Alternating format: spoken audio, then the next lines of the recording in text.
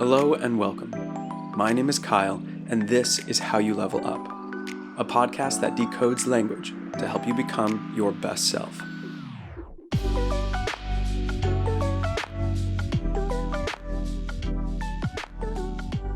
Today we're going to be speaking with Carlos Garcia.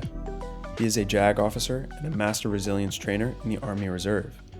For over a decade, he's worked as a trial defense counsel and resilience trainer, helping soldiers and leaders tackle judgment and adversity head on.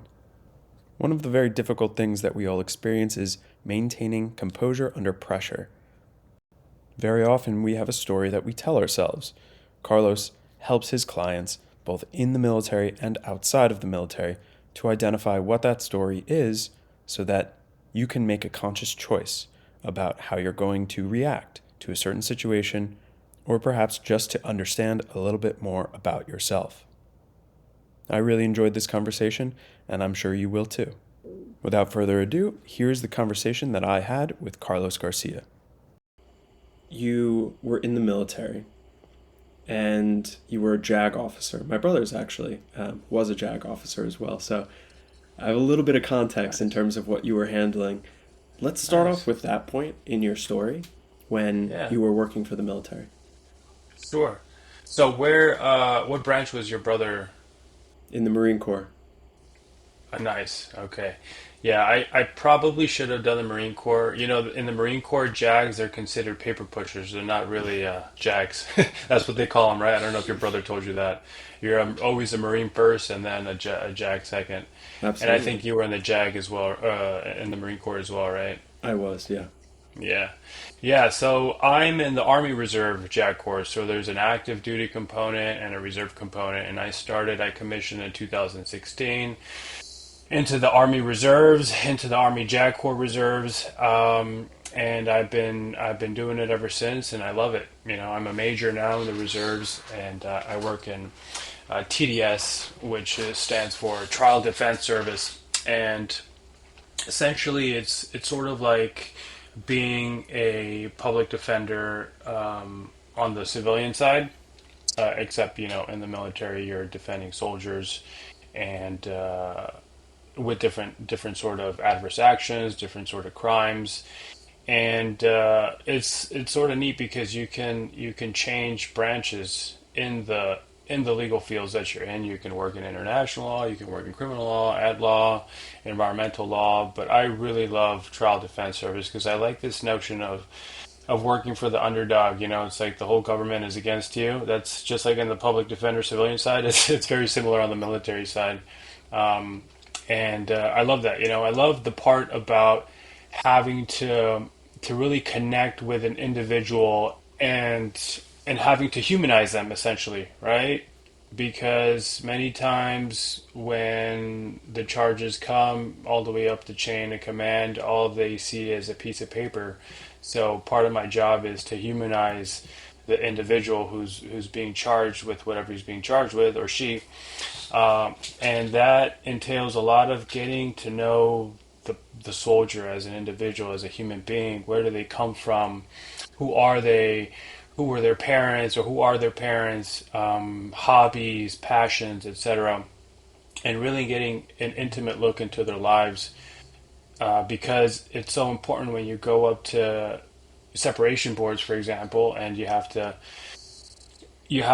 talk to the judges essentially and explain who this person is, that he's just not a piece of paper. You know, he's a human, and this is why certain things happened, in providing context, because there's always context that you have to include, circumstances surrounding the situations. So yeah, that's sort of what I do with trial defense, and I've been doing it for a while now. I love it. Yeah, almost 10 years at this point.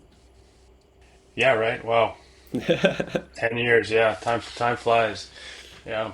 So So when you're humanizing someone, there is, of course, when you join the military, you become a number. You become the property of the US government. I think that's legally what you become, right? And that's why they mm, don't want you to do certain things, uh, take any sort of legal drugs.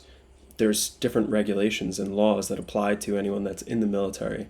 And learning about that context for the individual, how do you then relay that to the judge? How is it you get their story across? Yeah, it's a lot having to do with immersing yourself in the experiences of the person, because it's very different when you prepare. Say you're preparing for a presentation. So in my case, I have to do opening statements and closing statements and oral advocacy.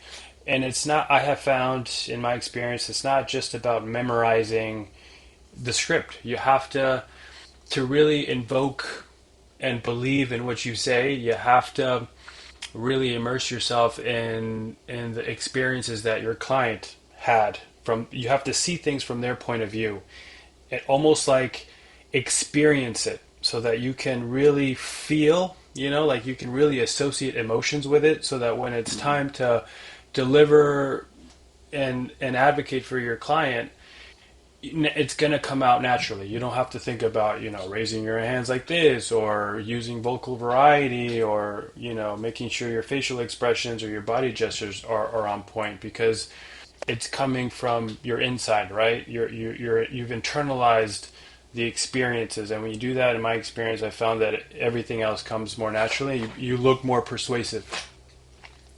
Yeah. You look more So, persuasive and you sound more persuasive. I don't know if you can resonate with that. absolutely. Yeah, you're not overthinking whatever is the points you're getting across. You're just relaying the information in the most transparent and authentic way. And you can't do that unless you truly understand. Exactly. Yeah. And and it's about just immersing yourself and wanting to do it as well.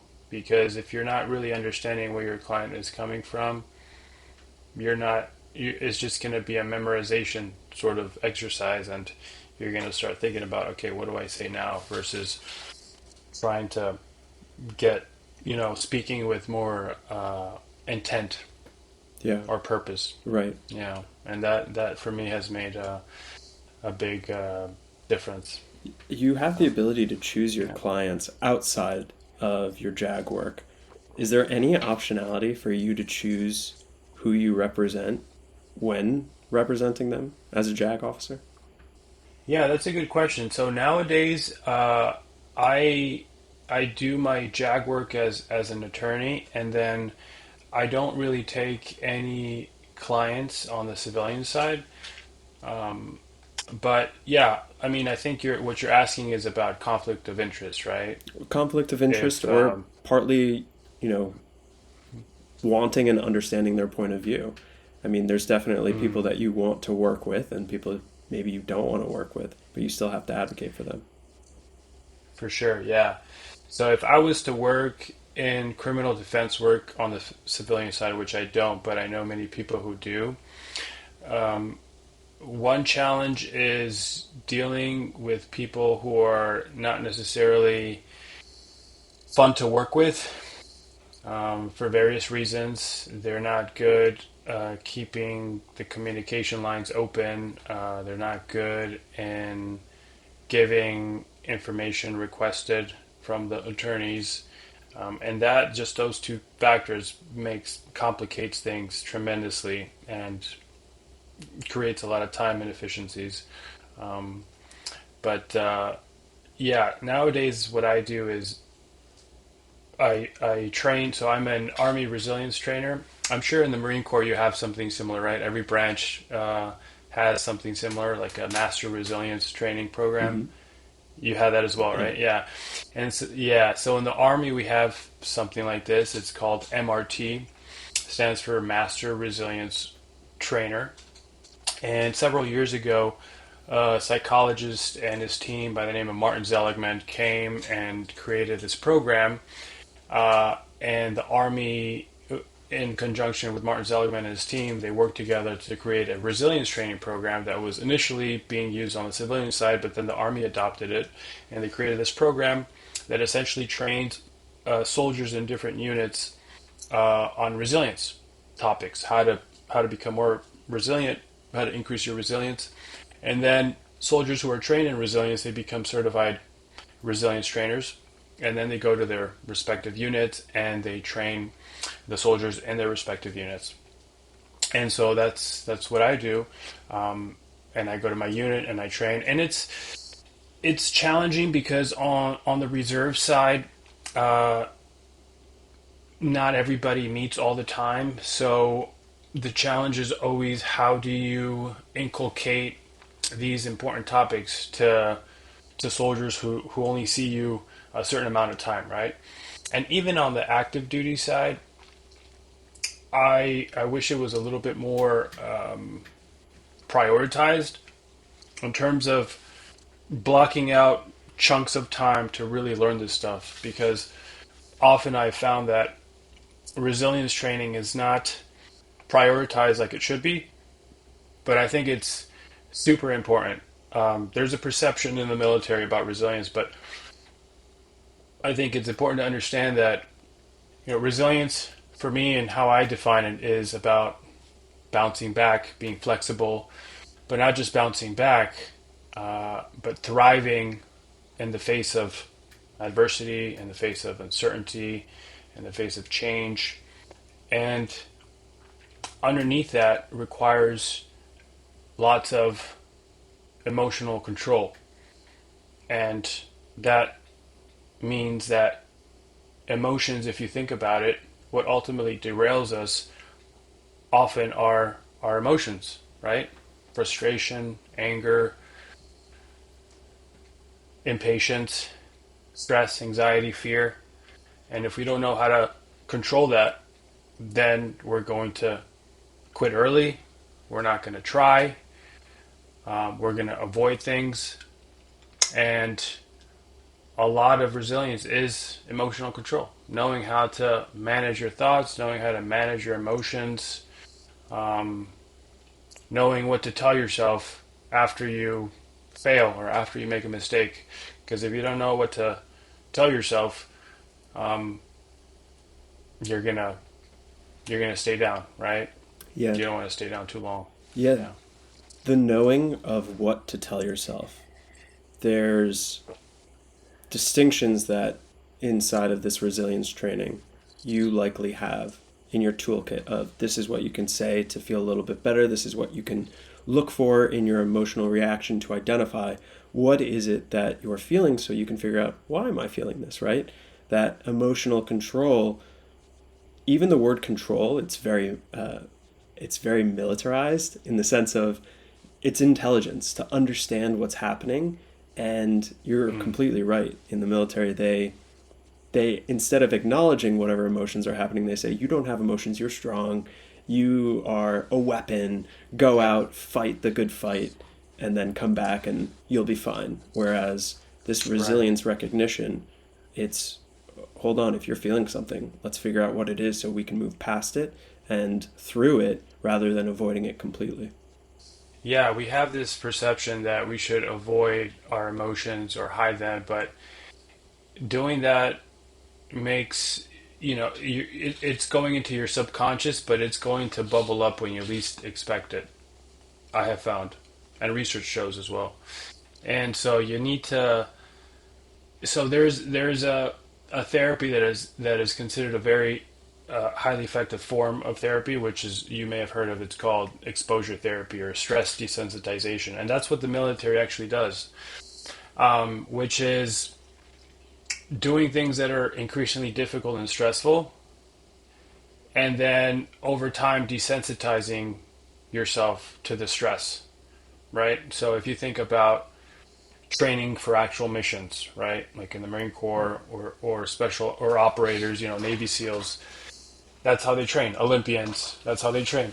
They train for the mission, where the training becomes more difficult than the actual mission, so that when the mission comes, they're ready, right? They're ready to shine.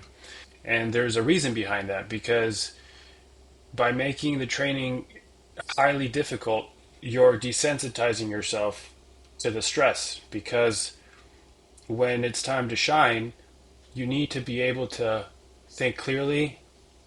You need to be able to be creative, use your intuition, think on your feet.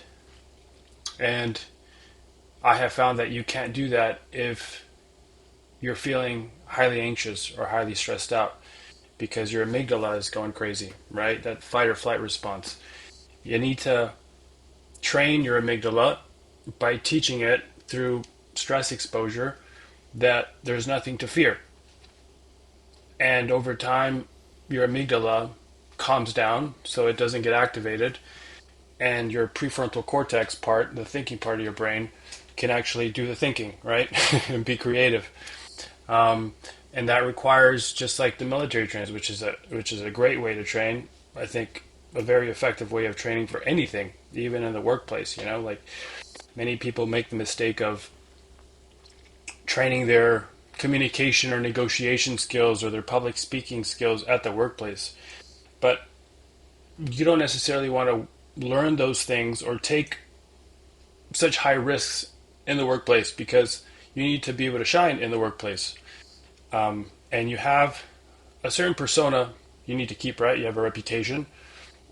And so you can train for these things outside the workplace, right? So if you have a fear of public speaking, you can train for these things outside of the workplace by mimicking the environment and expressing yourself essentially in public speaking scenarios so that you bring that new experience and new confidence into the workplace, right? Or negotiations, for example.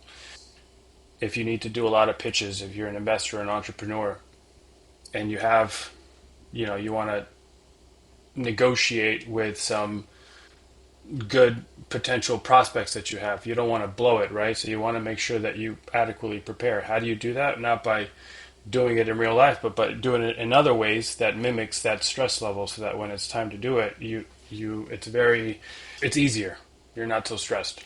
It's the same. If that makes any sense. Yeah, absolutely. Yeah. It's the same thing that you're Yeah. doing when you're preparing to defend someone. It's getting to know what's happening inside and out. So you're preparing for that negotiation. You got to know everything ahead of time. It has to be like the back of your hand. You know exactly all of the details so that you can then move with the flow of the negotiation or public speaking. I think exposure therapy in general is it's a well-known topic, and I don't think a lot of people know how to do it, how to prepare for it, even if they think to themselves, oh, like, okay, I have a presentation, and so let me present to my friend, or let me present to 3 friends over Zoom. Nobody's taking that step to do the preparation of, let me call up 3 of my friends or Right. text them and say, hey, can you hop on a Zoom? I'm going to do a bullshit presentation for you, but it's really important for me. Yeah, I think just rehearsing or recording yourself, it's not enough. I found in my experience, you have to actually feel some adrenaline because it's easy when you can be your best self when you record yourself, right? That's great, but when you have eyeballs on you, it's a completely different story, right? Because we have this tendency to worry too much about what people think. And when we do that, we're worrying, i.e., it's creating anxiety. And when we're feeling anxious, we can't think clearly, right? And so, really, it's about being calm under pressure. And I have found that the way to be calm under increasing pressure is to feel the pressure, right? Sit in the anxiety, which is what exposure is, and realizing that there's nothing to fear, essentially.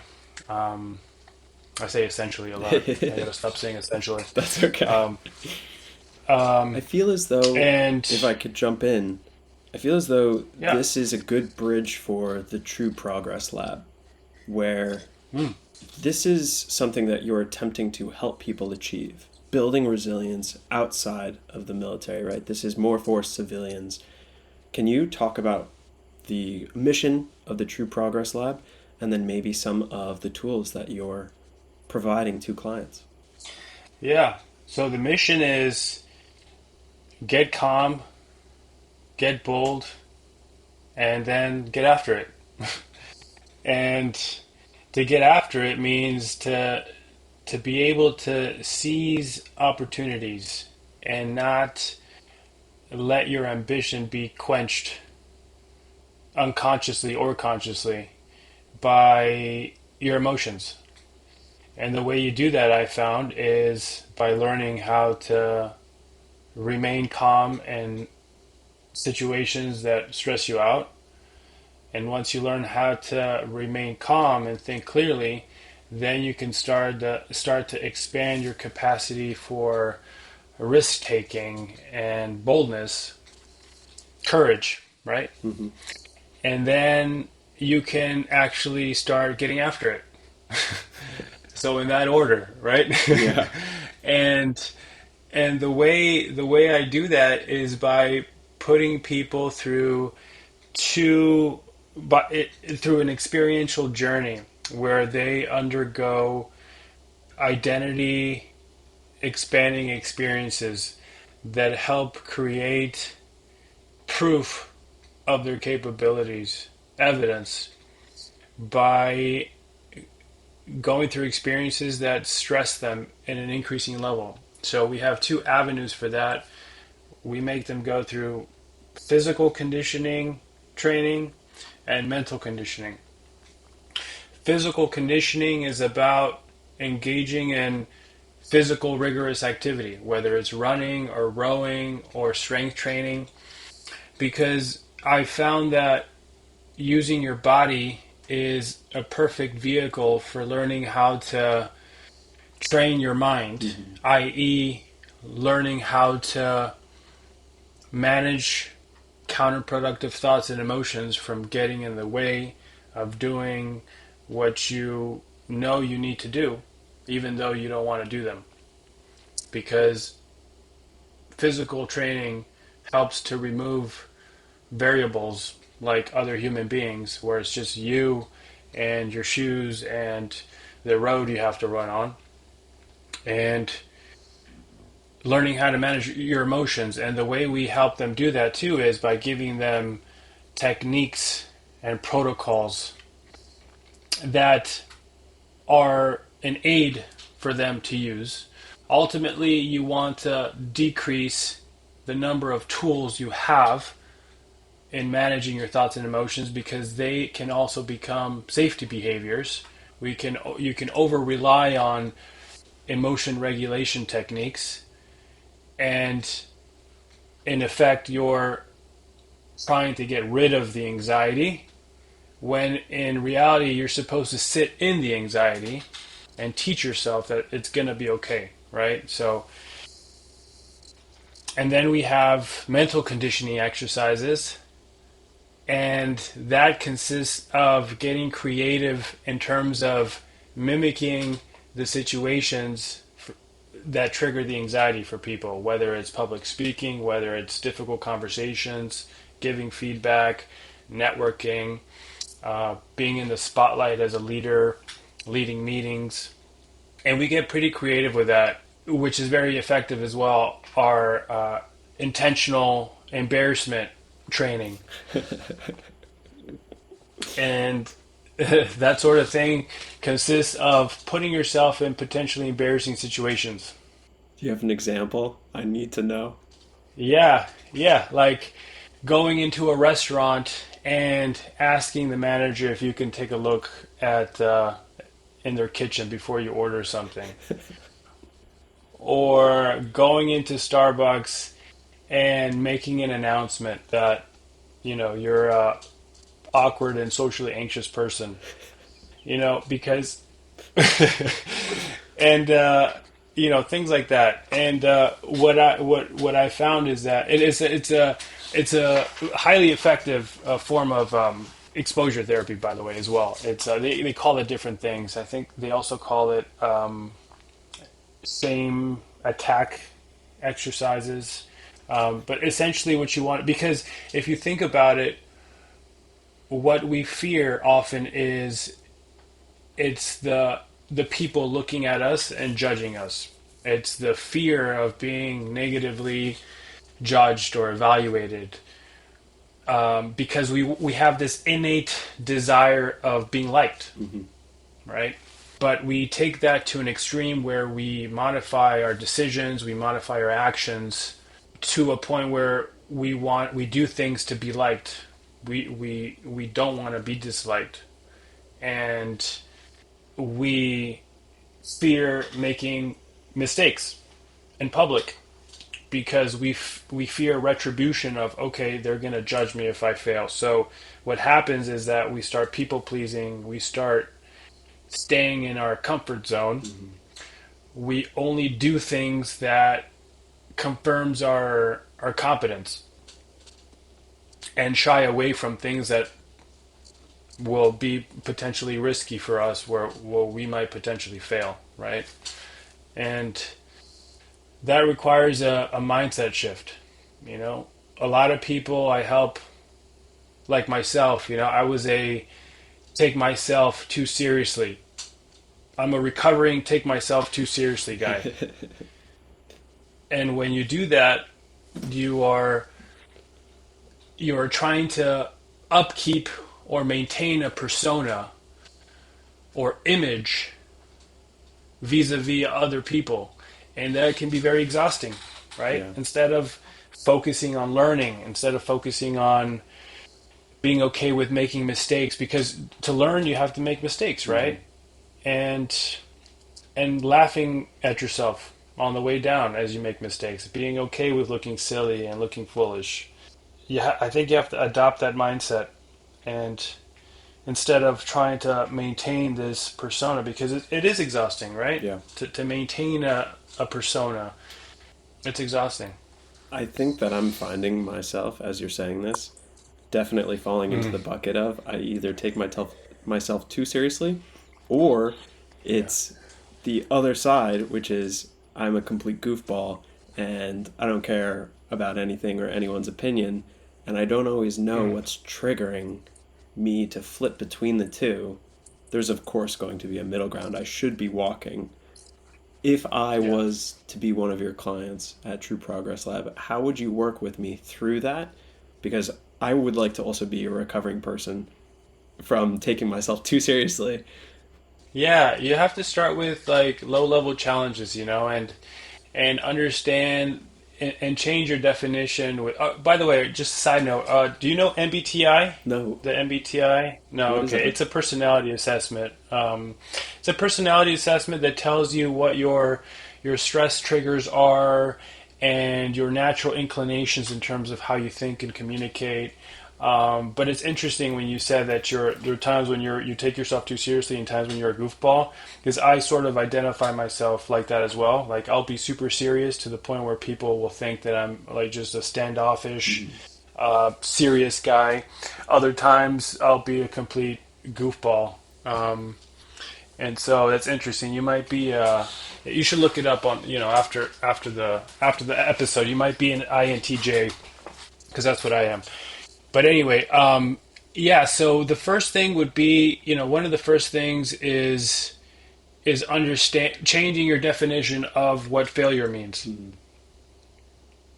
Right? Getting really clear with that. Failure does not equal failure. Failure does not confirm your competence. Failure is just a data point, not a confirmation point.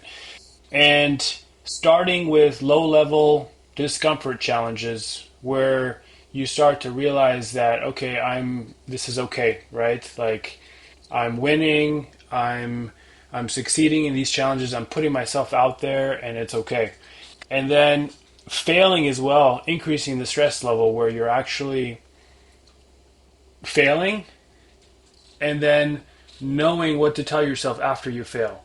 So reiterating the fact that this is going to be okay. This is part of the process. It's a lot of it is changing. In the beginning, I found people's definitions of what things mean. It gets as basic as that because they come in often people, they come with this persona and they have this definition like I have to succeed, but they don't realize that no, you don't have to succeed. What you need to do is put in the reps and desensitize yourself to failure, essentially, right? They need to understand that failure is part of the process and that failure is okay. It means you're learning.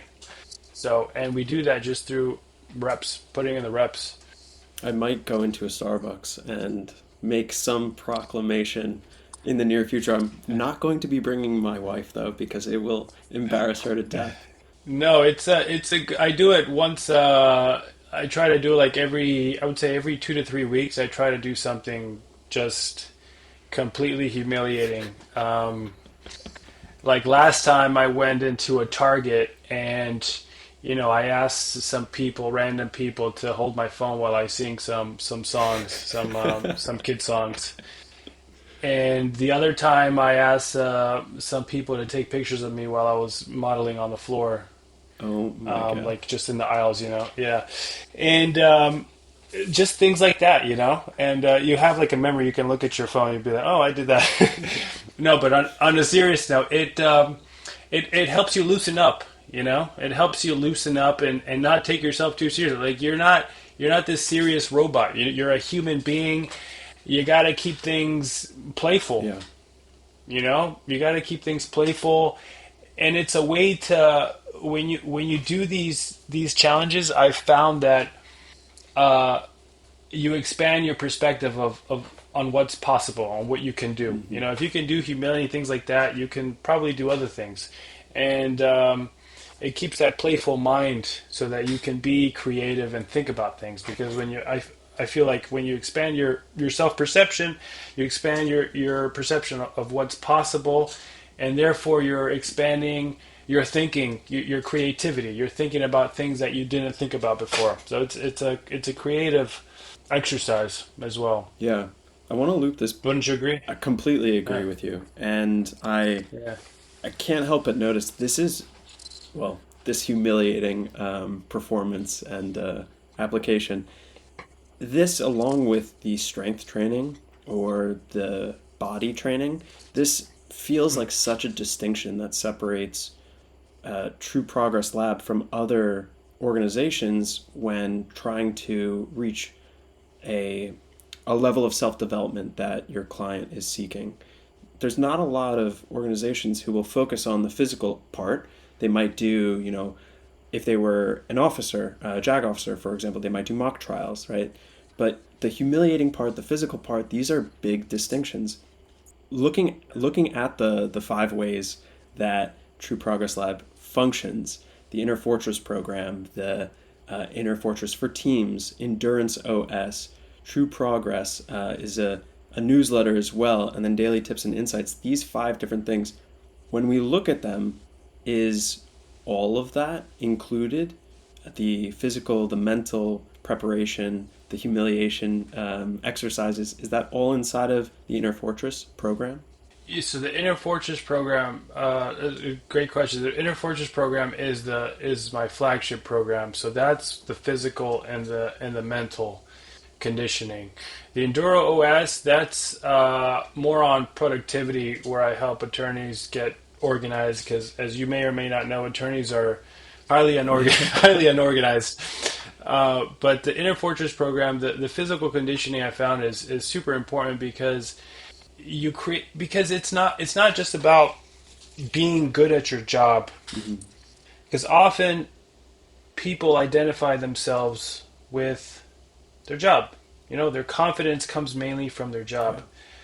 But if you really want to shine in situations, in times of uncertainty where you don't have all of the control, you need to bring confidence from other areas of your life that are not just your job. You need to push yourself physically. You need to create proof that you're a badass, right? Like anybody who works out or pushes themselves physically, they create proof that they can do hard things, right? Not just be a good lawyer, a highly intelligent analytical lawyer, or a successful doctor. I mean, people who are good at communicating, I think, are good at communicating not because they use fancy tactical language, but because they bring there's this aura about them that is internal. And that aura comes from having certain experiences that teaches them that they are able to do difficult things. Yeah. Which is why I'm sure you work out as well, right? You don't work out to looking good is a side benefit, right? But I'm sure you can relate Yeah, in terms of the reasons why you push yourself yeah. The more, physically. yeah, the Yeah. more strenuous my exercise is, the calmer I also feel throughout the day. Mm. It sets the tone almost. And in my personal experience, I actually injured my back at some point. I'm unsure when. And when I was in a lot of pain a number of years ago and was trying to figure out what the pain was coming from, it definitely took a hit.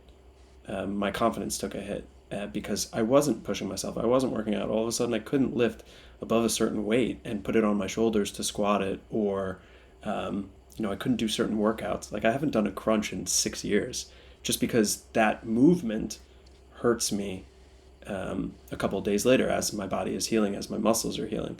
So throughout time and learning how I can work my abs without actually doing a crunch laying on the ground, that then gives me the confidence to go, okay, well, I overcame that. I can overcome something else. And then, yeah, it's nice to look good.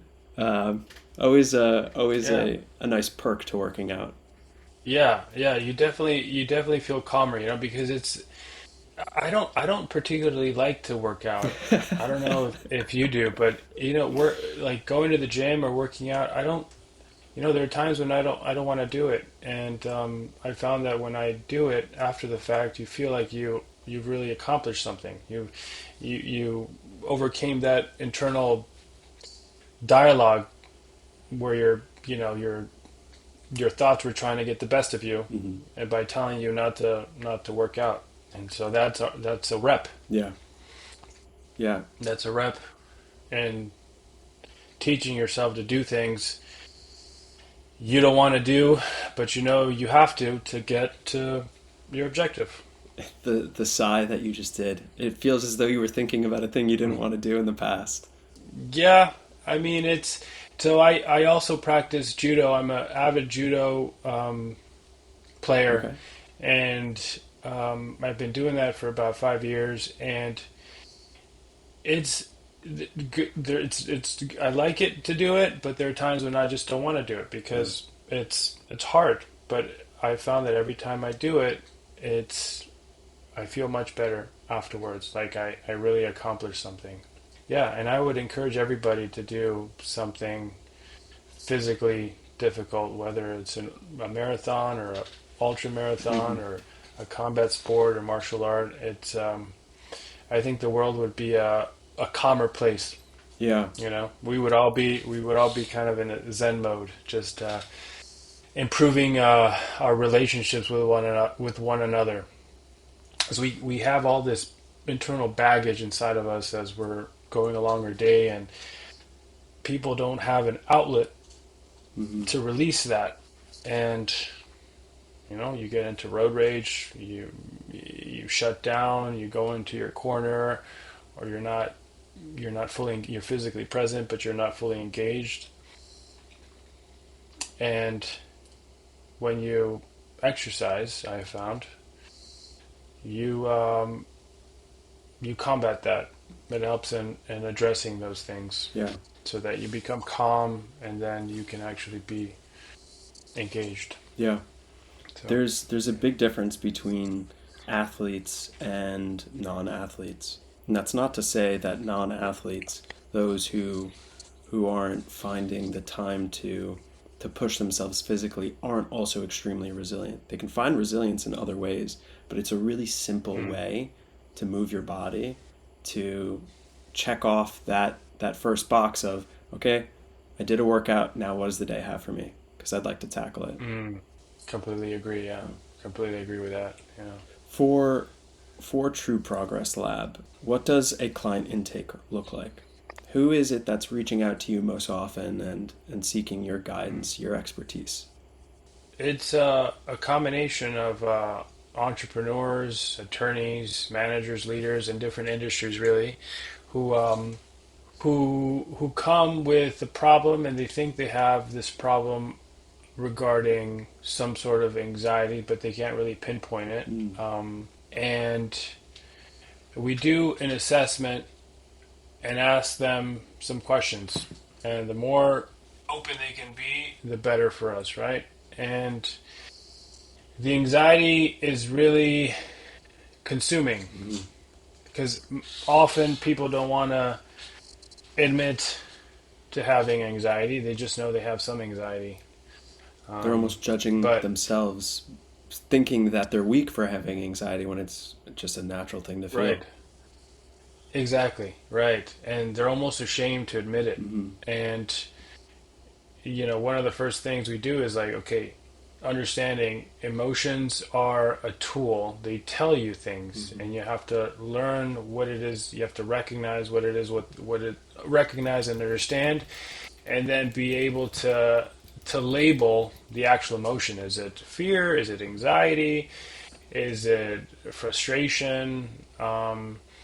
Being able to express your emotions, right? Mark Brackett, who's a director of the Yale Center for Emotional Intelligence, has this really effective framework for thinking about your emotions, Mm-hmm. and he calls it the ruler approach. It stands for recognize, understand, label, express, regulate. Mm-hmm. You need to recognize that you are having a certain mood. Or is your mood up, or is your mood Mm-hmm. down? Is your energy up, or is your energy down?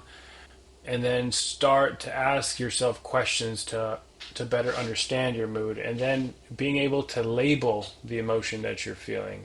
Just by labeling the emotion and getting specific, as to, because it's not just sad or happy, right? There are many emotions. Yeah. So being able to label the exact emotion that you're feeling helps to create distance between yourself and the emotion. So that's already you're already regulating the emotion. You're already, by creating distance, right? And then being able to express that emotion, those thoughts, either via journaling or with somebody else, where you can talk to somebody else that you trust, and then finally regulating that emotion. And we have different techniques for that, different protocols, breathing techniques, paradigm shifting techniques, etc. But yeah, to answer your question, it's about getting comfortable with opening up and explaining exactly what it is that people are coming with anxiety about, and understanding that they are that it's okay that it's okay to feel anxiety. It's part of the process. Some anxiety is good. You can't eliminate or seek to eliminate anxiety. You have to feel some anxiety because anxiety helps you perform, helps you shine. Yeah. So The distance that you're creating in that framework from the emotion itself, it's making me think about a therapy modality called internal family systems. Have you ever heard of it? yes, I've heard of it. Tell me about it. Yeah, so internal family systems, I'm forgetting the psychologist or therapist who created it. It's about recognizing internally that there are different parts of you that feel different things. So the very common convention that we use is, oh, a part of me wants to do work, a part of me doesn't, a part of me in the morning wants to work out, but there's another part that definitely doesn't want to work out, doesn't want to put on the shoes, go to the gym, whatever it is, step outside and go for the jog. And by recognizing, hey, you don't have to be um, a psychotic person to feel like there are different parts of you, right? This isn't, split personality disorder. This is just, hey, there's a section of my being that is not 100% in the action. And maybe that's because I'm tired. Maybe that's because, one of those parts is stepping forward and wants to manage the situation because I'm feeling anxious. So I'm Mm-hmm. definitely not an expert Mm-hmm. at all at IFS. It's just a great way to create distance when you talk about there's a part of me that is feeling really upset that this client didn't just say yes to my proposal. They're pushing back.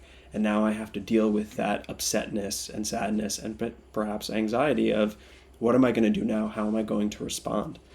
Um, Yeah. so you're using this without even applying the framework just because you are creating that distance to then feel it and talk about it and move through the emotion.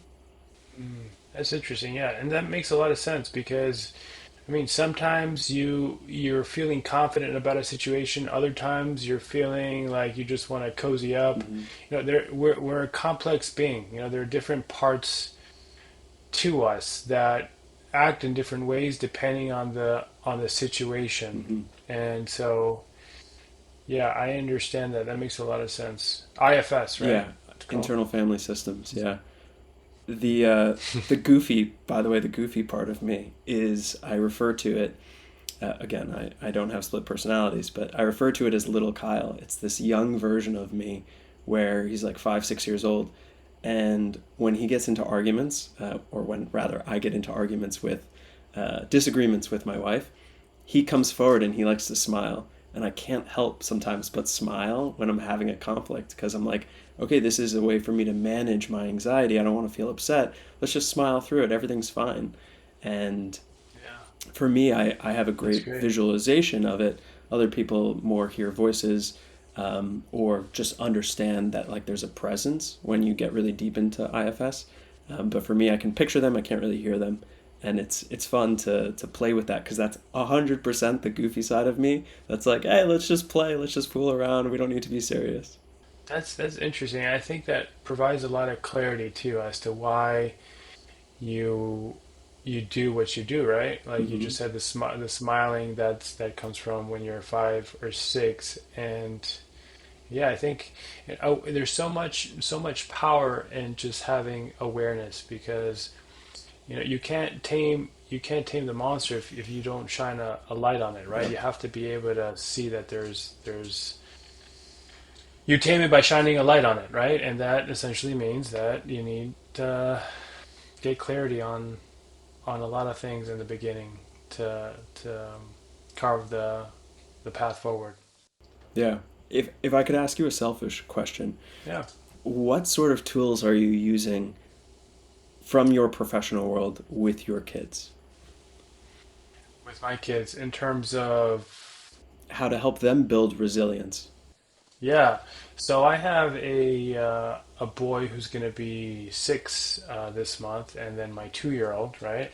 So my 2-year old, I think she's still a little too young, but my 6-year old, I'm already inculcating the importance of physical exercise. Mm-hmm. He does engage in physical exercise. And then the most important thing, I think, or one of the most important things, is inculcating uh, a growth mindset, right? That if you want to get to a certain objective, you need to put in effort, Mm-hmm. right? You need to get feedback, you need to get the right resources, you need to practice and put in the reps. Mm-hmm. And over time, he starts to learn that, okay, I'm getting better. Like when he first started doing push ups, for example, he could only do three. Now he could do like 8 to 10. Nice. And he's building that self confidence already. And you could see it in his eyes that he's starting to feel this self pride, Mm-hmm. And also teaching him or making him aware that it's not about me. Mm-hmm. It's not. I'm not. I, I don't want him to work out to please me. It's not about pleasing me. It's not about pleasing his mom. It's not about pleasing his little sister. It's about pleasing himself so that he can feel the pride, right? And that's really important because if I don't do that, what I don't want to condition in him is that he has to do that to please me, Mm-hmm. right? Or that my love is conditional. Yeah. That if he does that, I'm going to love him. No, it has nothing to do with me. It has nothing to do with my love to him. It has everything to do with him and building himself and building that self-esteem and self-trust that he can, start doing difficult things and Mm-hmm. yeah, building that self-belief. Super important. Yeah. Are Yeah. there any parallels, and it's okay if the answer is no, are there any parallels that you have discovered between raising your son and daughter, although you're mentioning that she's a little young, raising them and then working with your clients? Any parallels? Um, yeah, when I see my son and his face, and he completes, like I have a routine for him, which is calisthenics. It's like 11 different exercises, and he started with just completing one set of each exercise. Now he's up to like 4 sets. He can do 4 sets, Nice. and seeing just as simple as that, it's the face that he has in terms of building that self belief and that pride. It's the same thing with adults.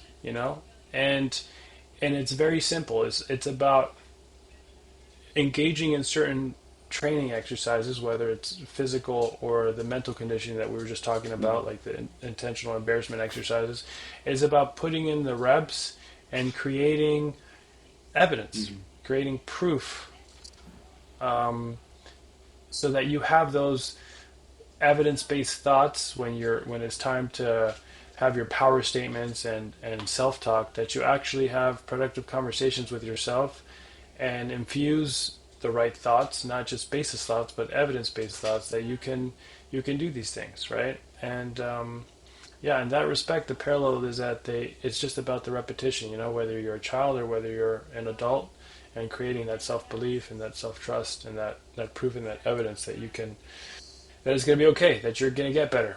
Yeah. If somebody wanted to reach out to True Progress Lab, where is the best place for them to go?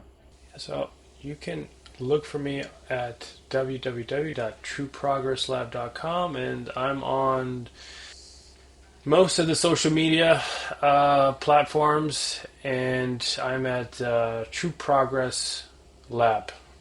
Okay. And if you could leave the audience with one question that they can ask themselves to help them level up, what would it be? Think about how you are behaving vis-a-vis your job titles and what you do on a regular basis. Are you playing in the safe zone? Are you working in your comfort zone? Or maybe you can start thinking about ways to get outside your comfort zone and play a little bit, so that you can start feeling this feeling of invigoration, this feeling of aliveness. Because if you want to feel that way, it comes from stepping outside your comfort zone. Awesome. Thank you, Carlos. Thank you, Kyle. Pleasure. Thank you for listening to How You Level Up. If you're enjoying the show, subscribe and give a 5-star rating. There are new episodes each month asking questions about timeless communication lessons. Language is a medium for sharing, and the knowledge unpacked here can be applied to anyone, anywhere, facing any challenge. If there's a question or topic you'd like me to dive into next, send a note to any of my connected social media accounts. This is all about how you level up.